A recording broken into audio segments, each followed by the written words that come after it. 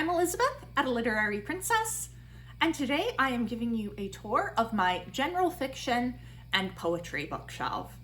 So, as I mentioned in my January video, but if you have not watched that, you would not know, I got a new bookshelf, which means I got to reorganize my books, which is like Christmas to me, and it was in fact a Christmas present from my husband's grandfather, who made this bookshelf for me. He actually made both of my bookshelves that you can see behind me.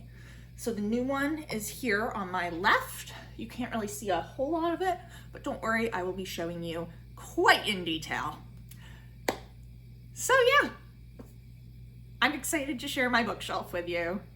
I will apologize because there's going to be a lot of shaky cam because I'm going to have to be holding it, and yeah, and I know the lighting will get bad as we get down to the bottom because it's at the bottom, but I hope you'll enjoy this.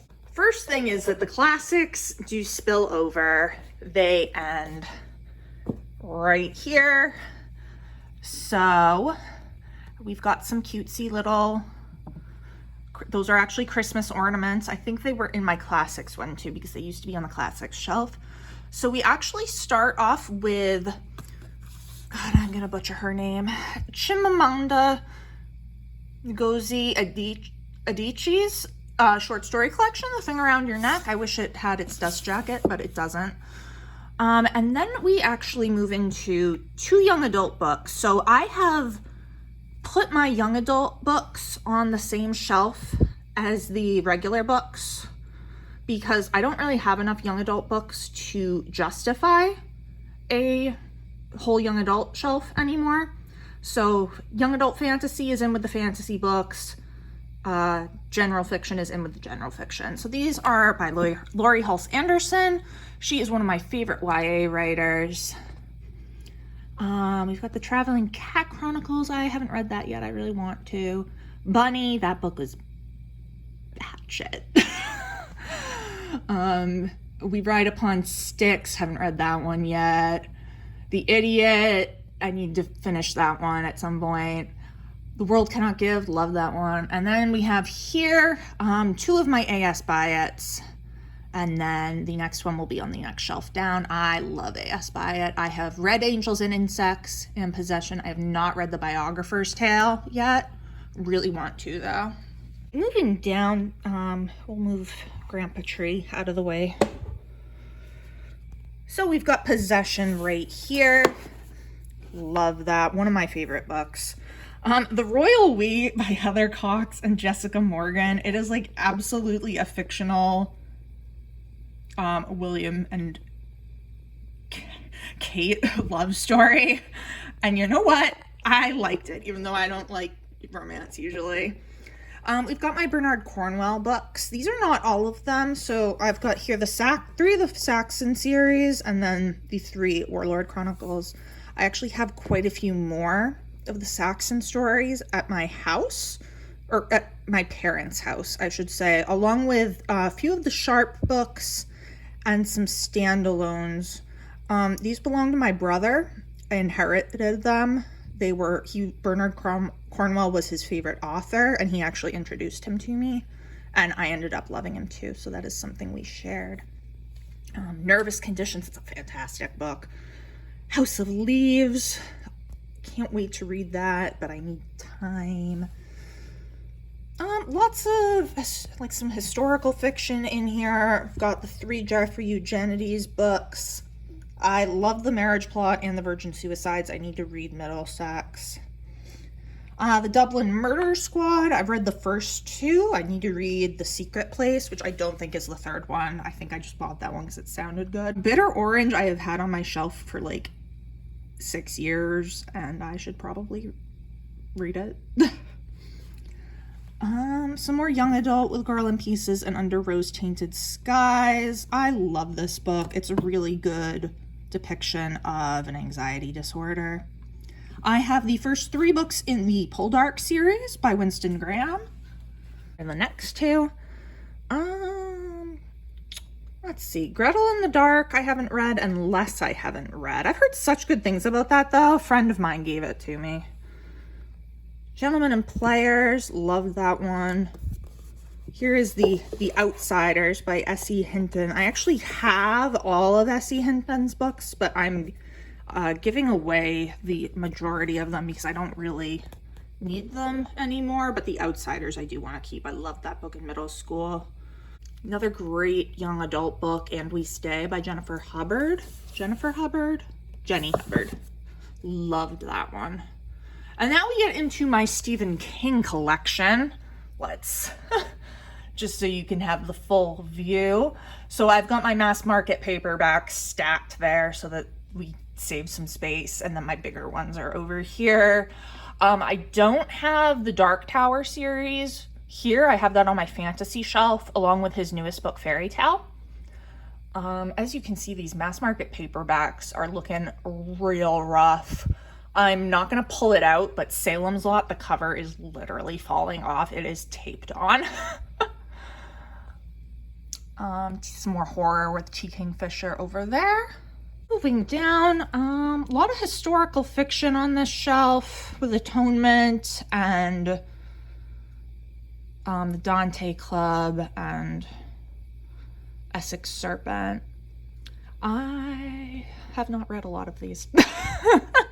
Like, literally haven't read that one. Haven't read Atonement, which is sneaking in back there. I have owned Atonement forever too, and I still haven't read it. The Maidens, bought that in hardcover, haven't read it.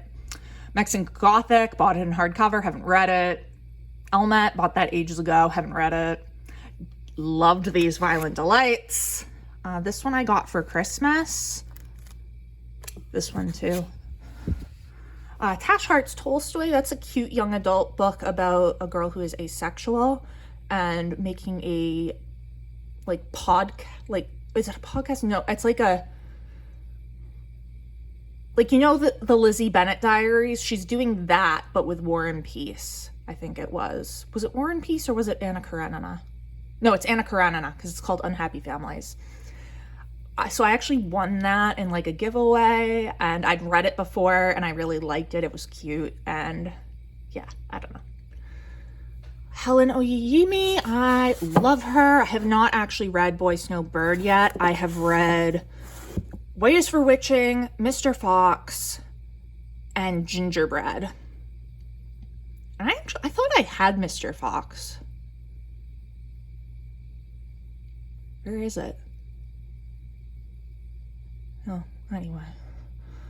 Again, a lot of historical fiction here. Laura Purcell, love her. I've read The Silent Companions. I still need to read The Poison Thread. We've got my 2 copies of If We Were Villains by M.L. Rio. We've got Normal People by Sally Rooney, which I bought when it was like really popular and the series was coming out, or the movie or whatever it was. And I have not read it. And guys, I watched Alana Estelle's review for, oh, what was the name of it? I don't even remember the name of it, but it was another Sally Rooney book. And I think that I'm going to be unhauling that at some point because like, it sounded awful. And she read some excerpts and I was just like, wow, that's such bad writing. Was it Conversations with Friends, the ones that's mentioned down here? It might have been. I don't know, but it made me really skeptical. God of Small Things by Arundhati Roy. That's such a good book. I read it for a global Anglophone class in my undergrad. Vampires in the Lemon Grove. This is a short story collection that my former roommate actually gave to me because she had 2 copies. I have not read it yet, but I want to. It's just a cool title. And then we have the All for the Game series. Listen, I love this series, okay? I don't care if it's not realistic at all. It's ridiculous. It is completely ridiculous. I do not care. I love these books so much.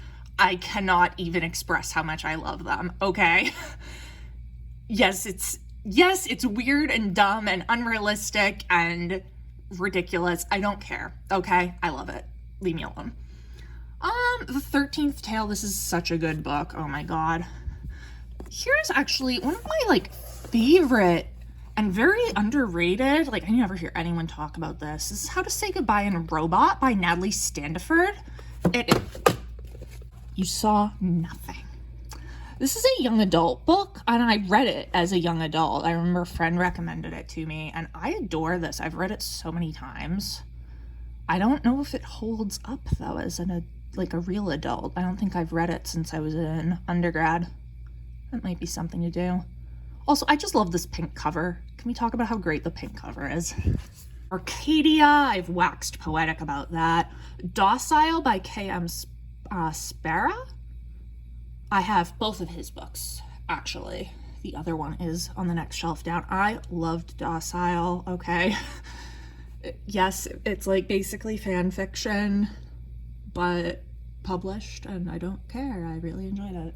There's his other one, First Become Ashes. Also very good. Didn't like it quite as much as Docile. And then, of course, my Donna Tartt books. I have read The Secret History and The Goldfinch, and they are two of my favorites. I have tried so many times to read The Little Friend, and I want to get to it this summer. I keep getting halfway through and then falling out of the mood to read it. I need to read it. Lonely Castle in the Mirror. Haven't read that one yet. I meant to get to it in January, and guess what? I didn't. And then here are my Sarah Waters books. She's one of my favorite historical fiction writers. I have read all of them except Night Watch. Mainly because it's a World War II book. I'm not a huge World War II book fan, but I love these covers.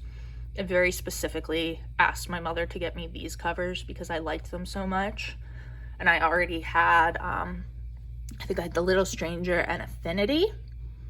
Yeah, I think those are the ones I had. And I wanted the rest to match. Yeah. Another author I have quite a few books by, Meg Wolitzer. I really enjoy her. I have read all of these except Surrender Dorothy. The Interestings is definitely the best one, followed by The Female Persuasion. Belisari is really interesting because it's a young adult book, whereas all of her others are adult. And we're coming to the end of the fiction here with Little Life by Hanya Yanagihara, and then The Girls at 17 Swan Street by Yara Zighib. Both two of my absolute favorite books. Both utterly heartbreaking. I mean, y'all have heard of A Little Life. I don't need to explain A Little Life to any of you. The Girls at 17 Swan Street follows a young woman named Anna who has an eating disorder. And it is just really heartbreaking and wonderful and beautiful. Now we're into the poetry, and also there's like two random anthologies at the end here because they fit and I wanted to make best use of my space. But sorry, the angle is literally awful. So I've got the Complete Poems of Elizabeth Bishop. She is a poet that I actually really like. I used her poem Insomnia for a short story that I wrote in undergrad. I needed a poem, and I think my professor recommended it. Was like, hey, maybe look into Elizabeth Bishop. And I found this poem Insomnia, and I was like, oh my god, I'm in love with it. So I bought the whole collection. This is 100 Best Loved Poems, edited by Philip Smith. I've had this since high school. For my, I think it was my Brit Lit class. I've got a lot of these Dover thrift ones. Some are from high school, some are not. Here I've got Elizabeth Barrett Browning Sonnets from the Portuguese. I've got Byron and Coleridge. Here is a collection of Emily Dickinson poems. I actually have a matching complete poems as well, but it is on campus. Old Possum's Book of Practical Cats. Okay, the only good T.S. Eliot poems in my very subjective opinion. I'm not a big fan of T.S. Eliot, but I do really like these poems because they are the basis for the songs in the musical Cats by Andrew Lloyd Webber. And that's all I'm going to say about it. We've got some Robert Frost, also a collection from high school.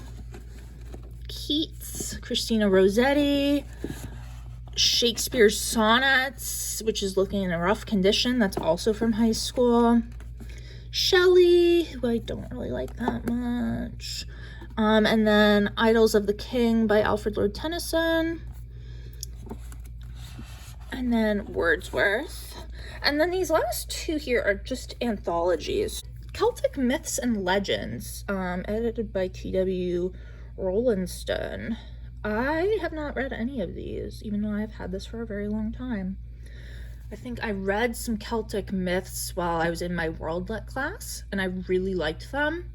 So I went out and bought this, and then never got around to reading it, which sounds like me. This last one is one that I've actually shown on here before. This is Victorian short stories, The Trials of Love.